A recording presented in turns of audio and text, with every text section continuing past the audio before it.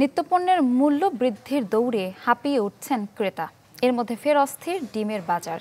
এ বিষয়ে আরও জানাতে বগুড়া থেকে সরাসরি যুক্ত হচ্ছেন আমাদের সহকর্মী ফরহাদুজ্জামান শাহী।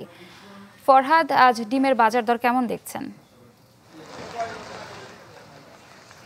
ইফসিতা, বগুড়ার পাইকারি ডিমের বাজার আজকে প্রতি হালি ৪৬ থেকে শুরু করে ৪৮ টাকা দরে বিক্রি হচ্ছে।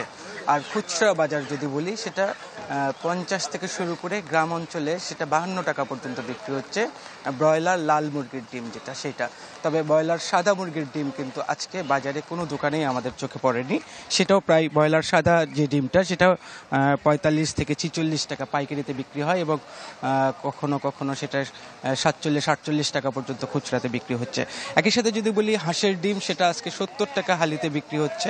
আর দেশি মুরগির ডিম একেবারে কম বাজারে, তার ৮০ থেকে ৮৫ টাকা হালিতে বিক্রি হচ্ছে। অর্থাৎ প্রত্যেকটা ডিমের দামে বেশি।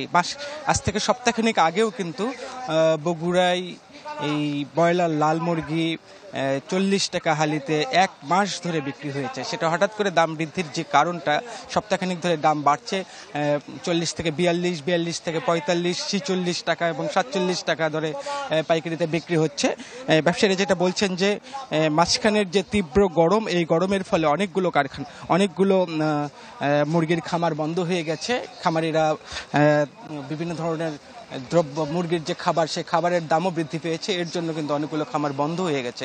তার ফলেই কিন্তু ডিমের দাম বেড়েছে। আর পাশাপাশি বগুড়ায় উৎপাদিত ডিমগুলো বগুড়ার চাহিদা মেটানোর পরেও কিন্তু বগুড়া থেকে অন্যান্য জেলায় নিয়ে যাওয়া হচ্ছে। এই জন্যই এখানে দাম বৃদ্ধি, এরকমই বলছেন ব্যবসায়ীরা আমাদেরকে। ইফসিতা। ফরহাদ, ধন্যবাদ আপনাকে। দর্শক, বগুড়া থেকে ডিমের বাজার দর জানাচ্ছিলেন আমাদের সহকর্মী।